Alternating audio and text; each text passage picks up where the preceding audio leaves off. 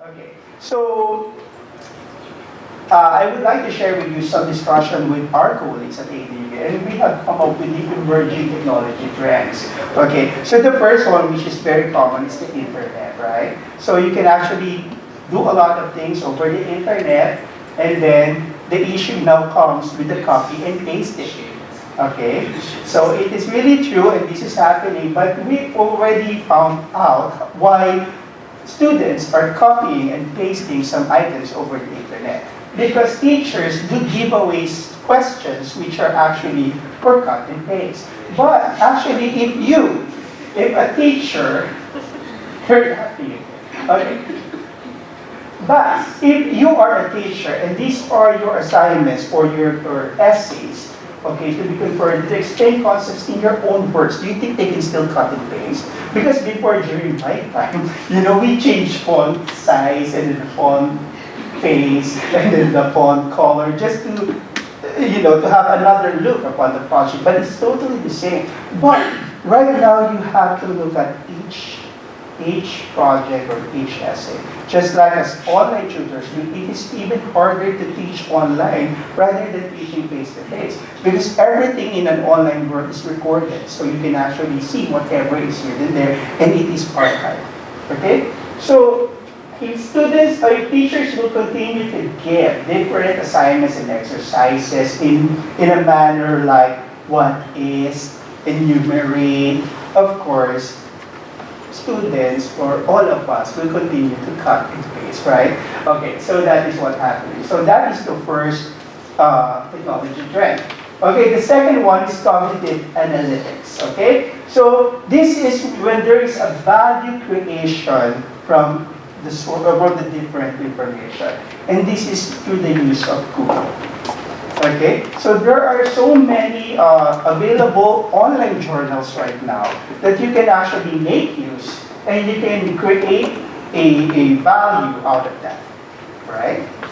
Next, geospatial computing, which is actually space technology and GIS, or the Geographical Information System. One example is Google Maps, but this one is actually more of the vegetation. They wanted to record the vegetation in a region during the 12th month of the year. So you can actually see there, okay, the different months. And the green is actually the time when you can actually plant. Okay, so you can make use of this, especially in research, that, whenever you wanted to have the plant more rice, it is in what season.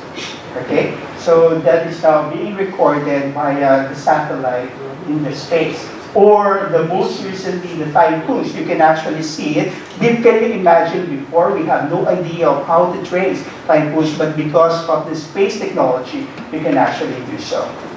Okay, and then the next one is work outsourcing. This is very, very interesting.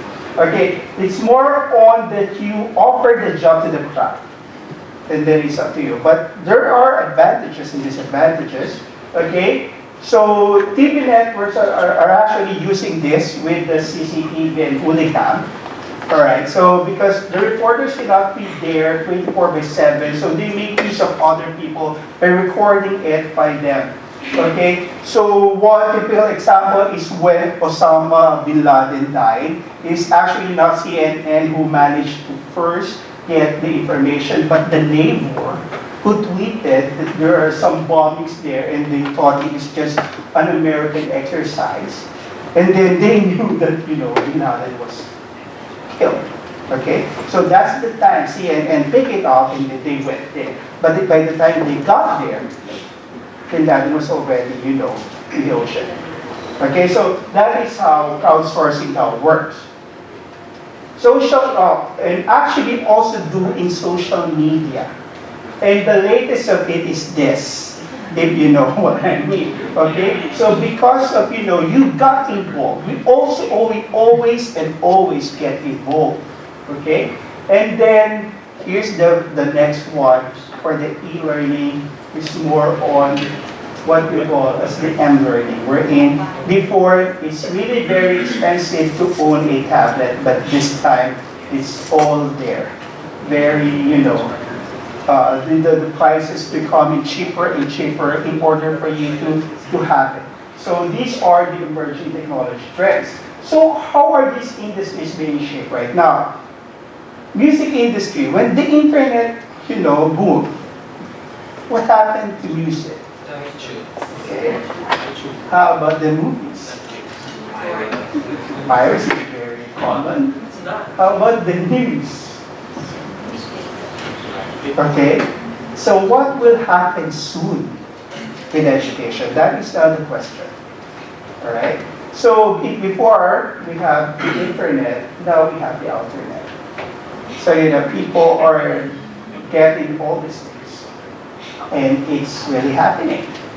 Okay? So e-learning, so let's now go deeper, can be active or passive.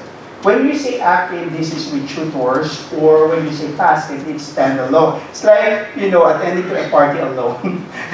But you're attending a party, but you're alone. Okay? And then when you have the passive e-learning, it's more of, you don't have a teacher, you don't have classmates. You're all alone. Okay, wherein when you have the active one, it's just like a regular class, but then it's online. Okay? So I've been looking for different literatures about e-learning, and they are really very confusing at times.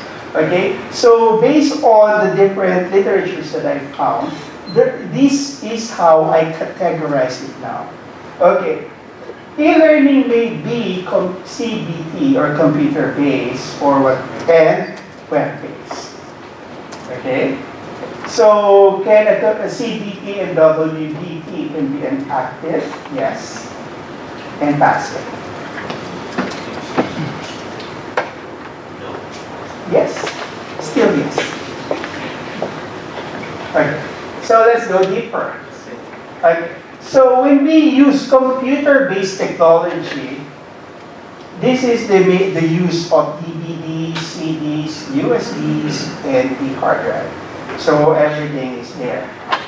Okay, whereas when you make use of the web-based, it's more on LMS, Learning Management System. Believe it or not, but some are using the social media. All they have to do is to come up with different guidelines. Okay, that is, suited for the class. Okay? The Yahoo groups or the Google groups can be used. And then this can be inserted within the LMS, DVD, CDs, and the USBs. Those people who are using these things over the web-based, they are the ones who are afraid that their content will be pirated. So you have to buy separately the DVDs and CDs. Okay, that's why in order to access the data, you have to insert this, but you have to buy. So there are some groups that are using this. Okay. So how about the content? For the content based, computer-based, they make use of PDF files, Word file, PowerPoint. It can be a video or an audio. They can have games. They can have filing. And then they can also have a program test. All right. For the web-based, it's still the same.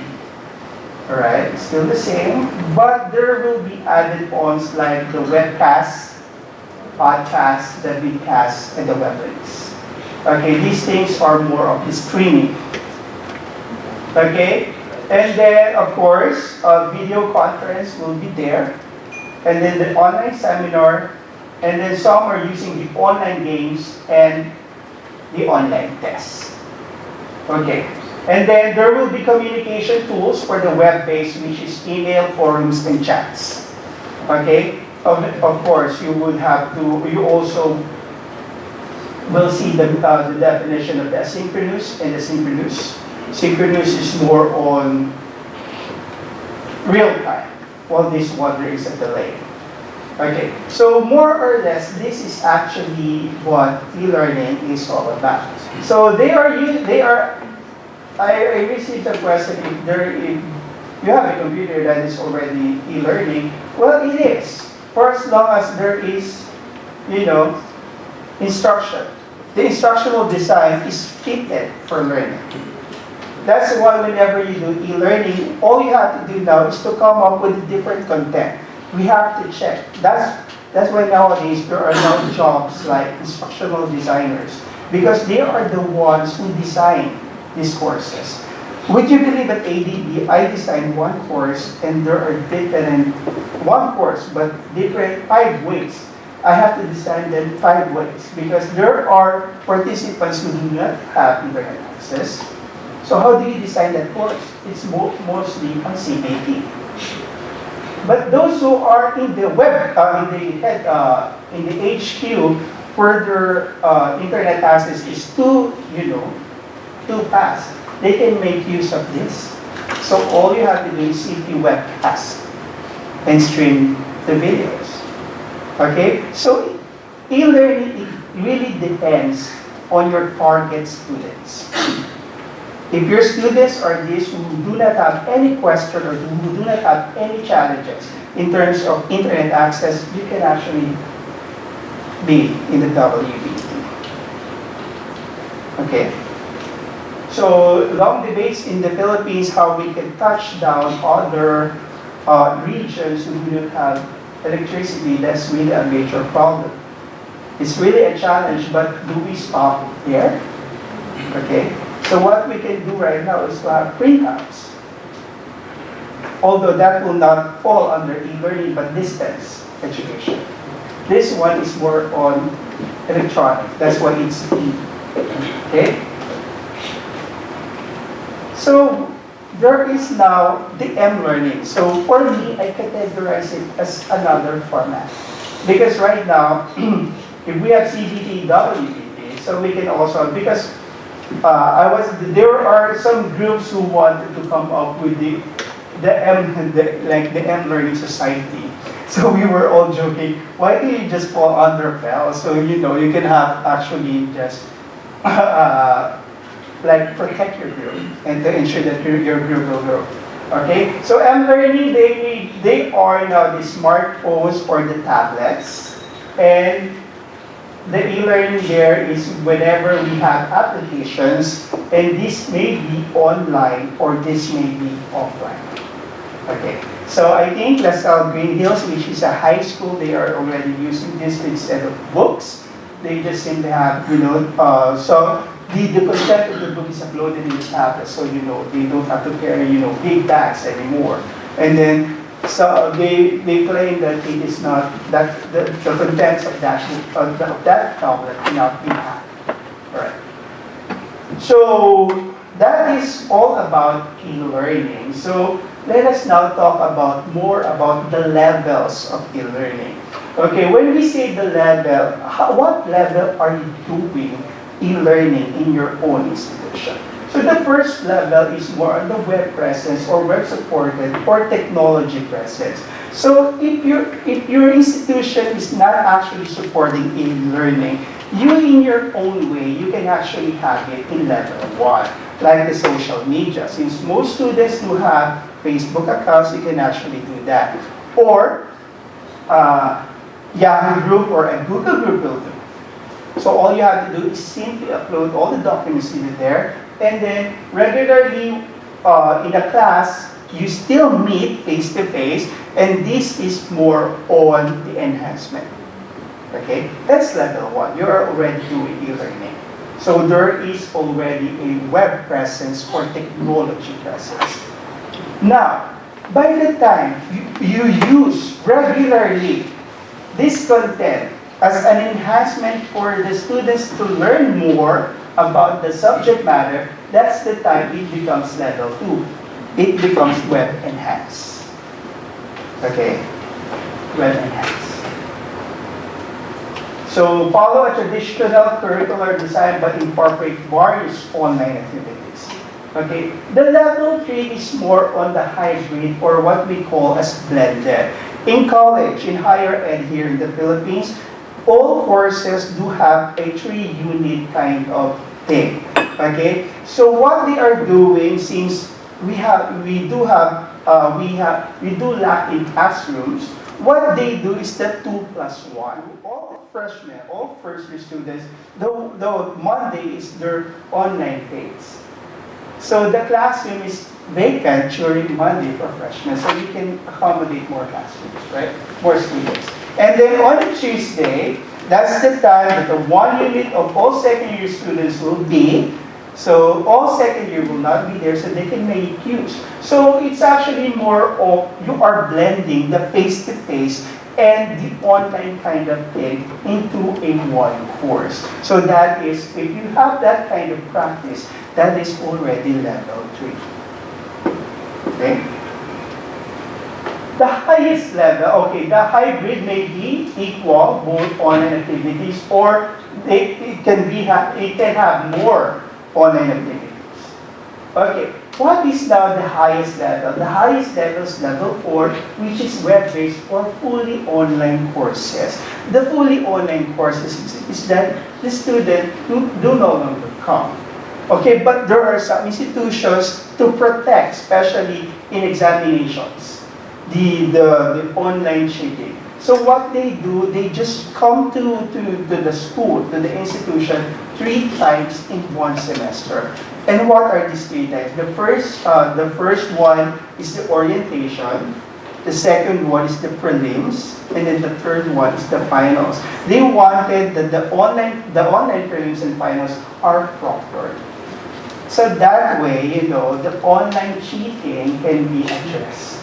Because students nowadays, they are so very intelligent on how they can, make use of the e-learning as a way to cheat. Okay, but there are various ways that you can able to escape the online cheat. Okay, so this is the highest level. There are some courses that, they don't meet at all, but their exams are purely essays. Okay. So you would know who would, that reminds me there has been one incident in our case that that person copied a work from a previous year student, and it just so happened the tutor is the same, so we caught that person. And then if that happens, you are forever banned, in the program as an e-learning student. Okay, so they do have like that.